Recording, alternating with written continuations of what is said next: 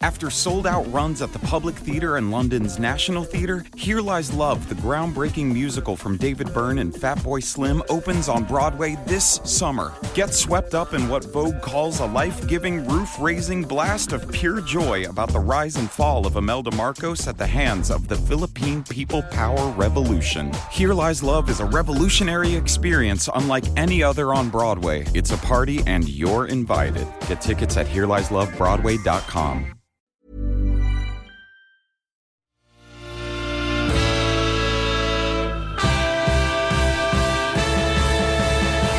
Hello, you are listening to a brand new episode of Whispers in the Wings with your host, me, Joshua Broadbent.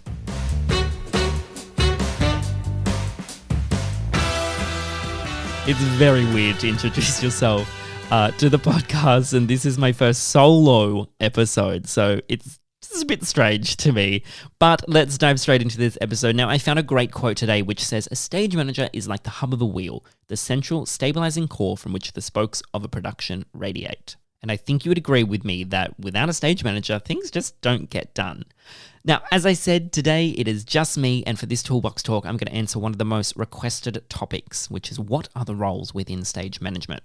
Now, I will say that all of the things I discussed today are a mixture of things I've experienced personally within these roles, or that I have seen others do, and that there is no right or wrong, and you'll find that being versatile is one of the most valuable skills we can have as a stage manager. Now, starting from the top, we have the stage manager. They are obviously the head of department and the conduit between all departments. So they liaise with the production manager or technical director, producers, company management, wigs, wardrobes, mechanists, and the list goes on. What you'll find is they work closely with the director to create schedules, as well as maintaining the artistic integrity of the production, and they are the holder of all of the information that the show requires to function successfully. Working underneath them is the deputy stage manager. Now, they're the second in charge, and if the stage manager was absent for any reason, they would step up to ensure the show runs at its highest ability. They are the primary show caller, so they sit backstage in front of monitors and cue lights, telling all the various operators, lighting, mech, flies, etc., to make their various cues happen. It takes an immense amount of focus to ensure that every cue is called and executed correctly. Now, in my experience, they have also created the blocking book during rehearsal, which takes notes of entrance and exits, uses of props, costume changes. They also often cross-reference schedules and other important information for the stage manager and maintain cast timesheets as well. Next in line, we have the assistant stage manager. Now, they are there to aid both the SM and the DSM. The roles and responsibilities for the ASM change to fit the needs of their team, and depending on the production, you may also be required to manage props, which I have done for both Evita and Come From Away. Before each rehearsal, the ASM will ensure the rehearsal space is ready. So this could be by sweeping, setting up furniture, set pieces, props, and then during the rehearsals, you'll be required to take notes as applicable, such as entrance and exits or props tracking, which is really helpful for you or helpful when you pass it on to the props department who may not be there during the rehearsal period. You'll also be tasked with managing tea, coffee, and stationery supplies, as well as petty cash. Now, what I find is that the rehearsal period for an ASM is so vital because you want to take as much information and knowledge of the show in as you can, because during the season when you're on deck, you should be able to assist any other departments with questions. During performances as the ASM, you'll be backstage on the deck running the wings. This could include cueing casts on stage, spotting automation or flies, setting props or furniture as well. One thing that I will say about the assistant stage manager is that you are the ears and eyes of the stage manager at all times. So if anything happens, you need to be reporting it back to the stage manager. Whether you're unsure if you should or not, that will be up to the discretion of the stage manager whether they need to act on it. But it's really important to keep that open and clear communication with your stage manager and your deputy stage manager to ensure that the show is running to its best ability. Now, ASM should also be great problem solvers, as often you'll be dealing with emergencies backstage, such as helping with a quick change or grabbing a forgotten prop. You may also be required to learn and swing other plots as required, which could also be outside of your department. And I have seen most recently on 9 to 5 that the stage management team covered wigs, wardrobe, and props as well. And in most cases, you will also learn to call the show. Typically, this happens within the first few months of a show opening. Now, there are two other roles that you may typically find within stage management also. They are the swing ASM and the production stage manager. We've gone into swing ASM on a couple of episodes before, but basically they are there to cover the deck plot when required. And for the production stage manager, the PSM, typically you will find them on a show that has a first-time stage manager. So someone that has been an ASM, been a deputy, and is now ready to step up into the stage manager role, So the PSM will come in to help mentor and guide the stage manager. So that's a brief rundown of the roles and responsibilities in the stage management team. And as I mentioned at the start, there's no right or wrong, and what you'll find is being versatile is one of the most valuable skills we can have as a stage manager.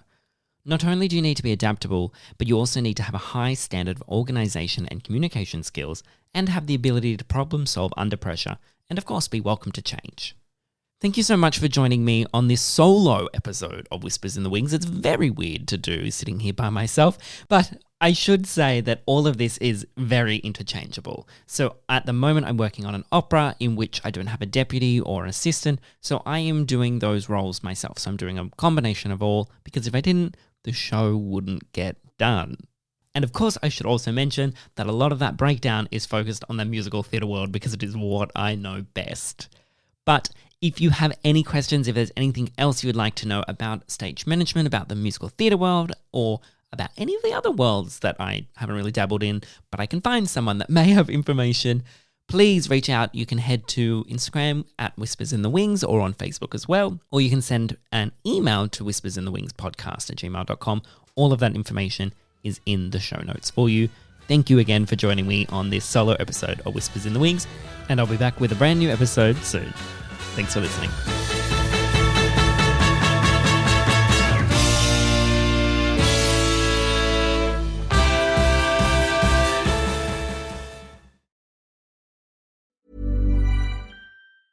After sold-out runs at the Public Theatre and London's National Theatre, Here Lies Love, the groundbreaking musical from David Byrne and Fatboy Slim, opens on Broadway this summer. Get swept up in what Vogue calls a life-giving, roof-raising blast of pure joy about the rise and fall of Imelda Marcos at the hands of the Philippine People Power Revolution. Here Lies Love is a revolutionary experience unlike any other on Broadway. It's a party and you're invited. Get tickets at HereLiesLoveBroadway.com.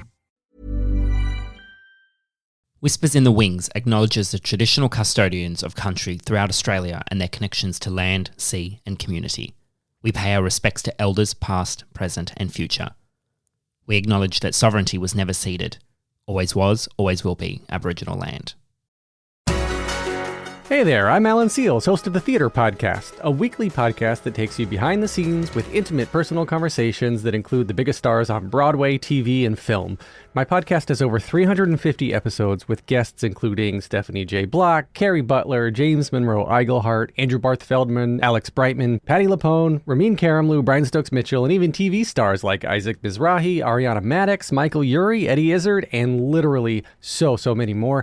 My guests have spilled secrets, told coming out stories, discussed their fears and successes, and even had huge epiphanies live in the episodes, so you're bound to hear some things from my guests that you've never heard anywhere else. I've also got many deep dive takeovers on the podcast, which are consecutive episodes dedicated to cast and creatives from a single show, like The Outsiders, Back to the Future, and Juliet, Wicked, Beetlejuice, Hadestown, Frozen 6. I could go on. Can you tell I like theater? I've definitely got something you're going to enjoy, so go ahead, search for your favorite star and listen to their episode. You can find all the info about the podcast at bpn.fm/TTP, on the Broadway Podcast Network, or anywhere podcasts are found. If you need that link again, it's bpn.fm/TTP. Take a deep breath, make the world a little colorful.